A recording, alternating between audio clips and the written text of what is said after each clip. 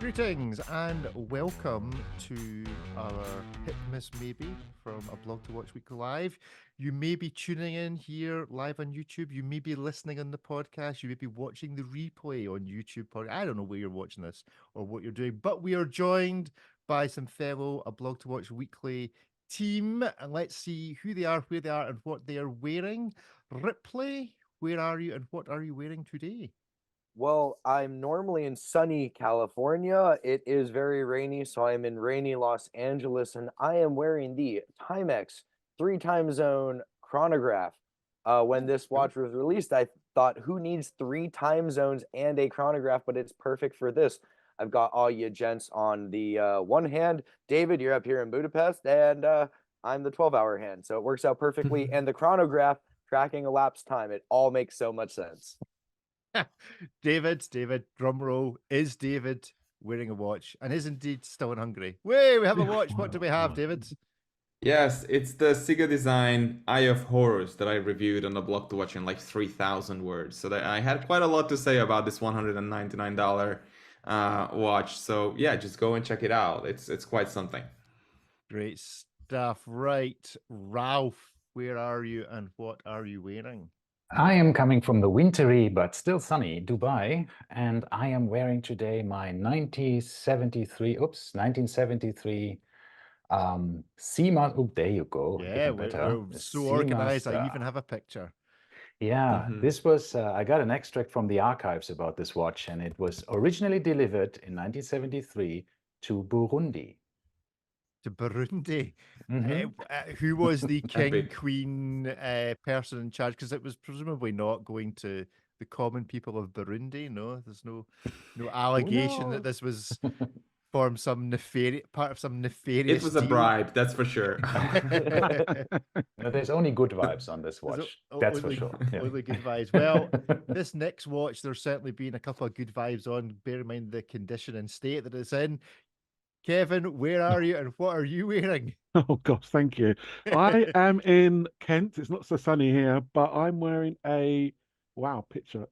Omega's Speedmaster X33, first generation from 1999, I think it is. Yeah, it's being worn. Yeah, it's absolutely epic. Brilliant. Love it. Definitely not Safe Queen. I've got a Tissot T-Touch, which basically looks the same as this, completely battered. But I am, of course, wearing a Panerai and I'm in Scotland. So that is all as per usual. Right, so first up this week in Hit Miss Maybe, we're going to give it to Ripley because he actually wrote the article. But this is new release, the Hamilton Ventura Blue Suede Shoes Quartz watch. Ripley, tell us about this watch. So the original, the first Hamilton in 1957, the original Ventura came out. It was the world's first electric wristwatch. That does not mean quartz. That means electronic. These, Elvis famously wore the Ventura, had multiple models. These are blue dial versions of the Quartz Ventura lineup. You get two, I guess it's technically 3 models, 6 references total. You get the chronograph on a bracelet or strap.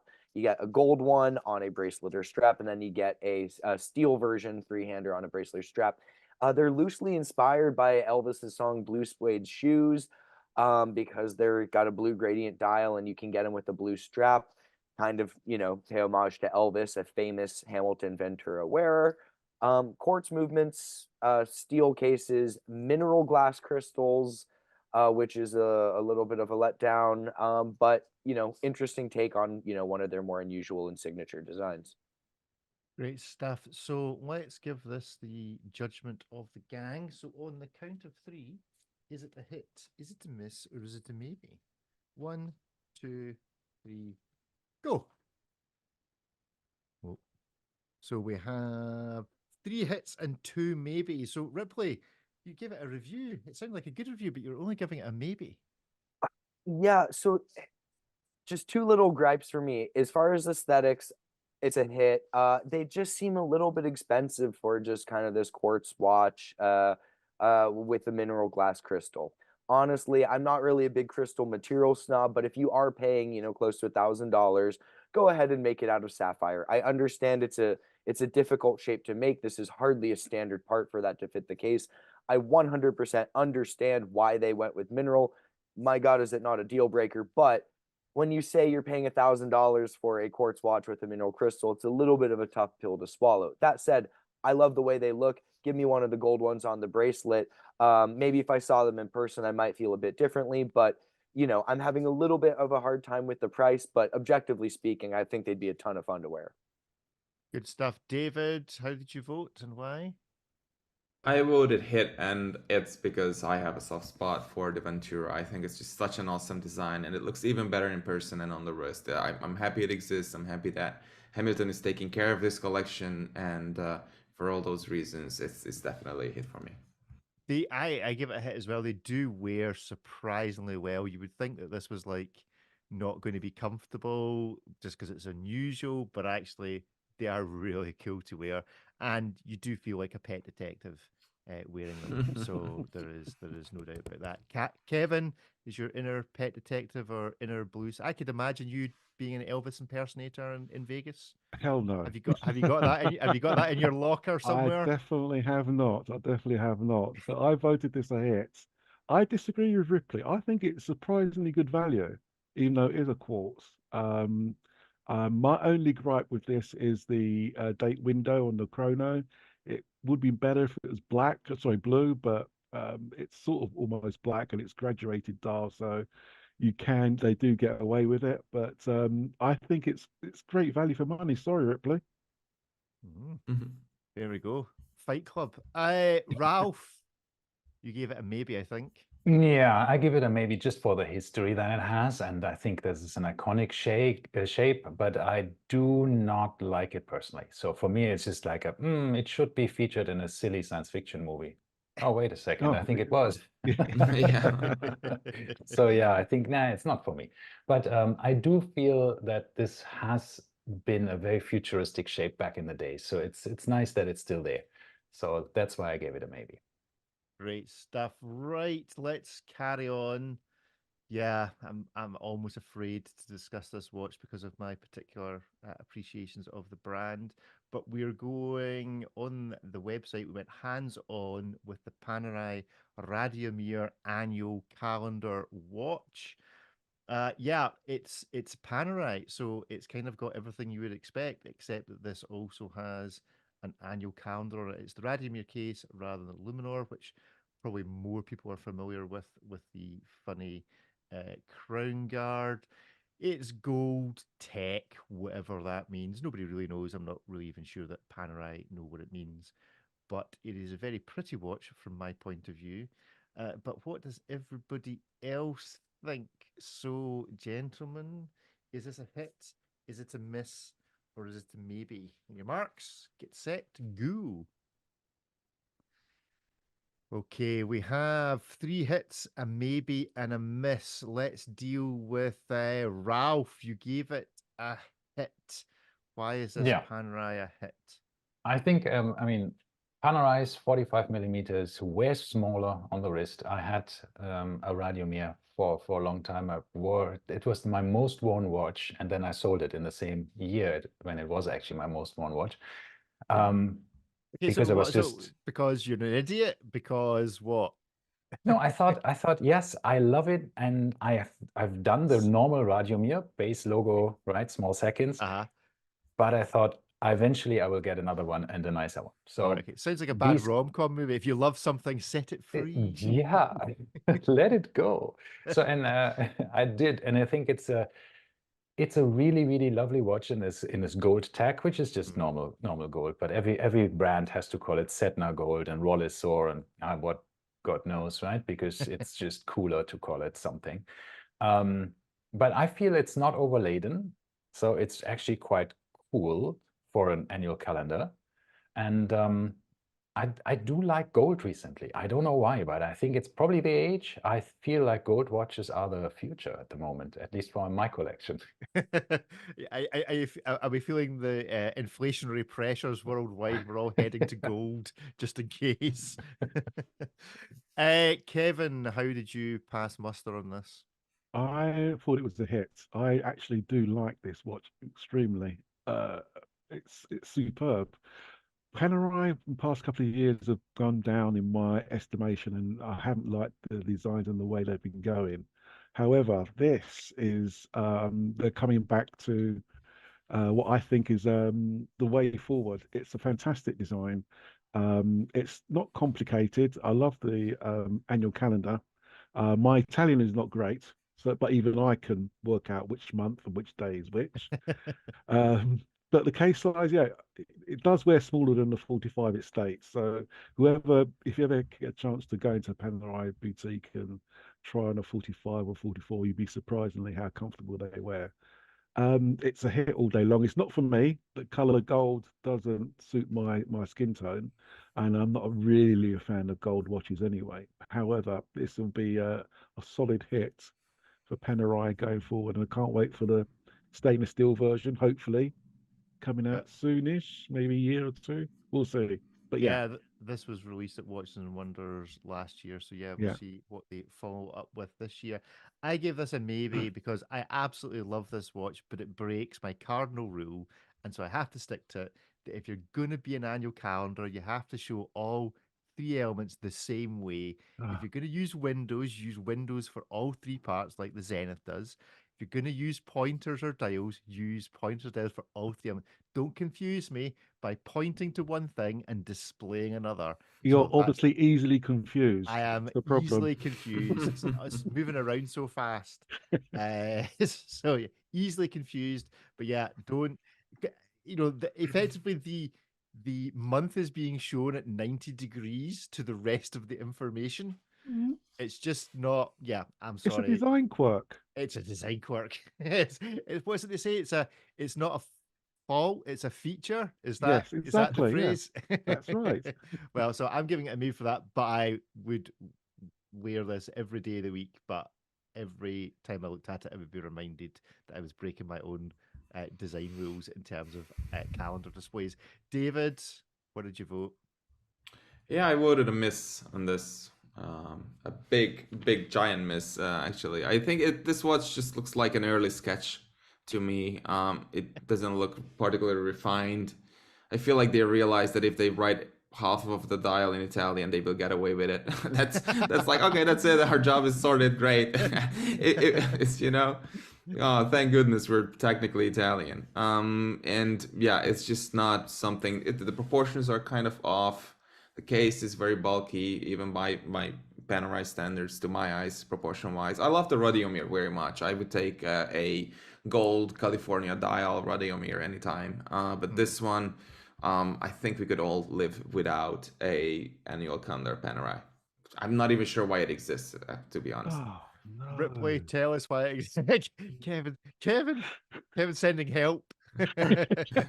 I said it's a hit. I said it's a Yay. hit because look at Panerai as a brand. They're so confined from a design perspective. Every single watch they make is going to be a Radiomir or a Luminor. I brought up the Mare Nostrum in an interview, and they looked at me like I had, spoken blasphemy. They're like, no, we're not. You're not We're supposed to not. talk about it. It was such a we scam. we don't talk We want to about that. forget about that. Not in front of company. Oh my, no. So the fact that they can't really go anywhere with their designs from like a cardinal perspective makes me really appreciate the models that go somewhere differently, either in terms of how they implement a complication or just not being the same, base Luminor type of setup.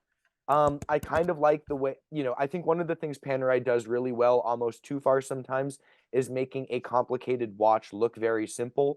Some of the GMTs, you just put an AM PM indicator, it's useless for me. There's no scale or anything for it. But equation of time, no one needs that, period. Yeah. But Equation of Time is just simply the best watch that Panerai make. I'm sorry, you're just wrong. oh, I love it for that reason. But yeah, absolutely useless. In this instance, I love the way they kind of implemented it. It's not impractical.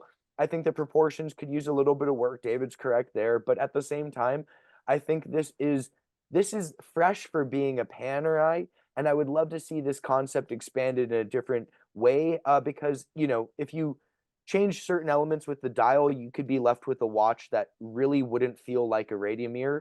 And I think that's big for Panerai, just to be able to kind of push the design envelope. I think it's a fun implementation of an annual calendar. And the simple fact that it's, a little bit different for them, I've got to give them props for that. So it's a hit. Good stuff. Good stuff. Right. Well, those of you that are listening to the podcast, you're going to miss out on us chatting about the Gerald Genta Disney watch and the Hublot Classic Fusion as we play Classic Hitmas, maybe. So if you would like to catch up on that, then do search out the aBlogtoWatch Weekly Live YouTube channel and catch up with those reviews then. So for those that are tuning in, we'll see you again in a few minutes. Okay, so next up is the Gerald Genta Mickey Mouse watch. Is it a Mickey Mouse watch? What do we think about having cartoon characters on watches in general?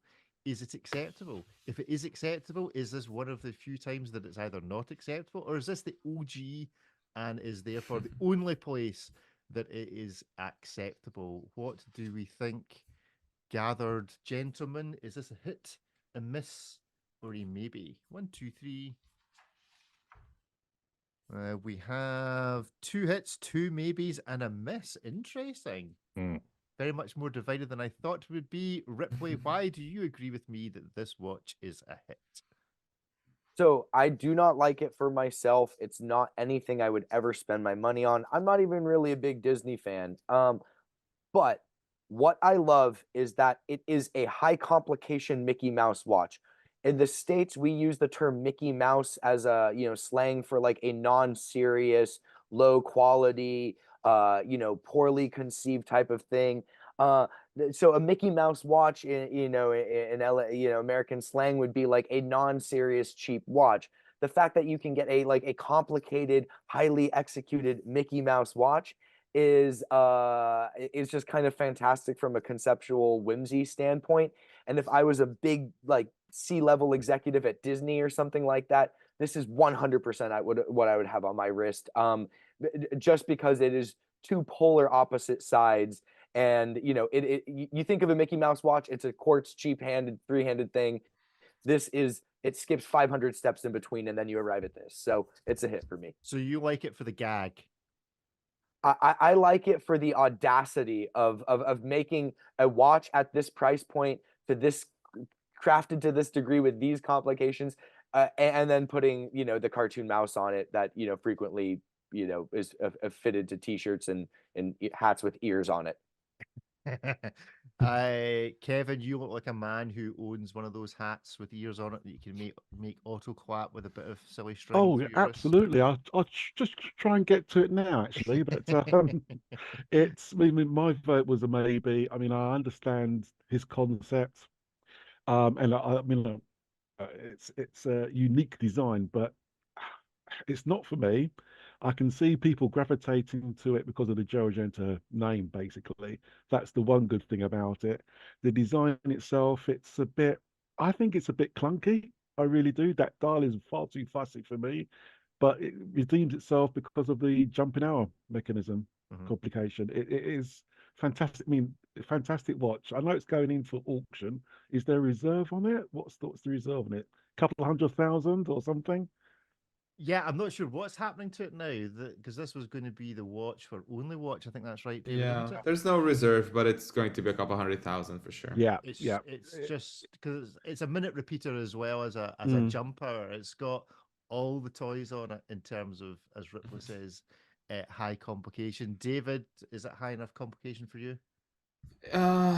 Very much so. Yeah, I'm not a fan of Disney and Mickey Mouse, to be honest. But it's an easy swap for a new dial and a new hand. Yeah. If you're buying this in auction for $1 million, yeah, I'll just swap the dial out for. We have just discussed on the show about giving watch models from one brand to another. So give the Speedmaster, take it away from Omega and give it to Rolex or somebody. Who would you take this away from? Mickey Mouse? Who would you, if it couldn't be Mickey Mouse, who would you put on it? Well, I'm not sure, but what I do know is that I really enjoyed Genta's Baroque and outlandish dials and designs over the years. Some of them were very much over the top and would go beautifully with this case, actually, and even the red strap. So Yeah, it's just a personal thing. Overall, it's a fantastic watch. I mean, it's a minute repeater, jumping hour. What more do we want, right? So I'm happy Oh, it exists. I would think give this to Patek Philippe. Imagine instead of Mickey Mouse, it's Terry Stern, just Stern, like yeah, it's his pointing face. on the dial. I think David just needs to confess, and we all know he'd be putting like Homer Simpson or somebody on this as an alternative to Mickey Mouse or Or some post-Soviet guy. mascot that I was watching when I was growing up. Maybe that would be. Great stuff. Ralph, this floating your Yeah. boat or not? No, it's definitely a miss for me. It's a lovely watch from a horological perspective. It's great. Technically, it's a fantastic watch, but it should have been a Minnie Mouse. See, all of that just for all of that waiting. Did it annoy you that I came to you last, that you were having to wait the whole way through for that gag? No, but honestly, I think it's I have a friend who's a collector who showed me his Mickey Mouse Gerald Genta watches, Right. and I had no idea that these are Gerald Genta watches, and he showed them to me, and I said, look at these, I have 3 of them, and I was like, so what? I mean, it's like, is it rare? It's like a super swatch that does exist only 5 times, and it's not Gerald Genta. And it's like, well, so yeah, for me, it's just I don't know. I'm not a fan. I think it's a watch that even if you are a very good collector, and I mean, good, it's for an auction, so great cause, so that's lovely. But other than that, I think it's just I think Gerald Genta designed a lot of misses in his life, lots of fails, and that's one of them, I think. Yeah. No, fair enough. I do think there needs to be a bit of an inquiry as to why you own a Minnie Mouse and why people are going around showing you their Mickey Mouses. But that's a conversation for another day. Okay, our classic review this week is going to be, our classic vote is going to be about Hublot. So the Hublot Classic Fusion Original Watches, there's an article here from 2023, which was a kind of revival. And if you dig right back to the earliest I could find on aBlogtoWatch about Fusion watches was 2010. I don't know if this was actually the release. I don't actually know when they were released. I didn't do enough homework. In fact, this article is so old you can't even click on the pictures to enlarge them. It was a different technology back in those days at aBlogtoWatch, but we can highlight the new iterations of these. So take yourself back in time. You are busy with your Rolex day dates and your Speedmasters and all the rest of it, and Hublot come along with these classic fusions. You're a watch geek, we'll grant you that. And upon seeing these, are you voting a hit, a miss, or a maybe? Give us your vote. Oh, it's 5 hits. You see, deep Good down, Lord, you're all Hublot unbelievable. fans. Absolutely. I own 4 of them. That... No, I don't. David, the only person to have bought an Hublot at full retail. There we go. So I was adamant. That's right. You were not taking that 30% off RRP. David, tell us why this is a hit. I mean, these are just brilliant even today. I mean, they've stood the test of time, I think. They're sleek, sharp, elegant. Don't take too much to explain. You just look at them and you feel this gravitas. I think it's a very sharp design. Back from like 1980, I think it dates back. Not the classic fusion per se, but the core design itself. It's very cool. Yeah, good stuff. Kevin. Oh, hopefully my wife is not watching this because I am secretly looking to buy one of the new ones came out last year. I reckon they're excellent. Is this because you're looking to buy it for her and you don't want to spoil the surprise, or because you're looking to buy it for you and you want to make sure the box is hidden? It's definitely for myself. I reckon these are just incredible. I never buy anything for my wife. She has to buy for it herself. Whatever she wants, but never mind. Welcome to Agony Ant Corner, courtesy of aBlogtoWatch Weekly. I love the design on these. I am seriously tempted to purchase one. Obviously not at full price, but it says in its name, it's a classic design. It's beautiful. The 3-hander is beautiful. It's so simple, so clean. What's not to like? What is not to like? Ripley, you voted a hit, but can you find anything not to like? I mean, things can always be less expensive, but no, I think, I mean, I often joke about Hublot, but I'm firmly a fan of the brand and I admire them a lot on multiple different levels. Like David said, this design's brilliant. Even today, it very much has its roots in the original Hublot from the 1980s, and it's was pioneering for the time. You can thank Hublot for the fact that we've got rubber straps on watches of all different price points, really realistically speaking. And it, especially for the time, it was revolutionary, but still today, these watches hold up. I would 100% own one. And these might be some of the most tasteful modern Hublots. So if you like that bold design language and don't want a neon yellow sapphire thing, here, this is a bit more tame than the last Orlinskis we talked about. Yeah. David, is it possible, in light of our previous conversations as we've been recording this morning, that Hublot could be the watch brand to save watchmaking?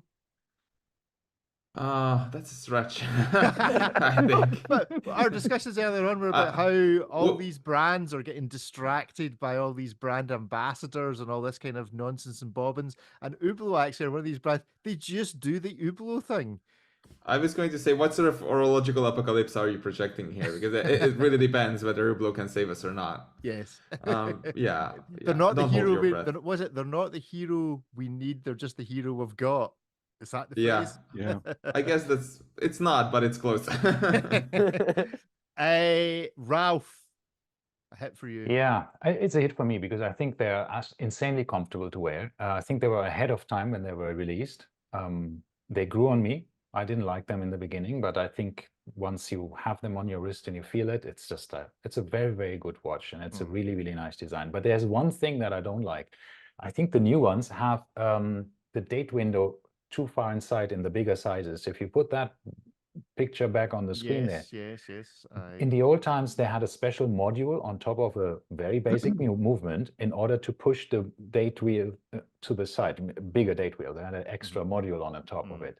So that was their modification. But it seems to be not the case anymore, which is a bit weird. Yeah, that is a very good observation. And and on that note of an actual, genuine horological observation, we will leave hit miss maybe there with Ralph bringing the actual geekness to the show. Thank you everyone for joining us. If you are now back on the podcast, you have missed chat comparing a Mickey Mouse Genta with an Hublot Classic Fusion, and just to do one of those kind of Nico van der Horst kind of things. You will be shocked at what the outcome is. Between comparing these two watches, we'll get someone to make up a wee image for YouTube with us all screaming or Mickey Mouse hands or something everywhere.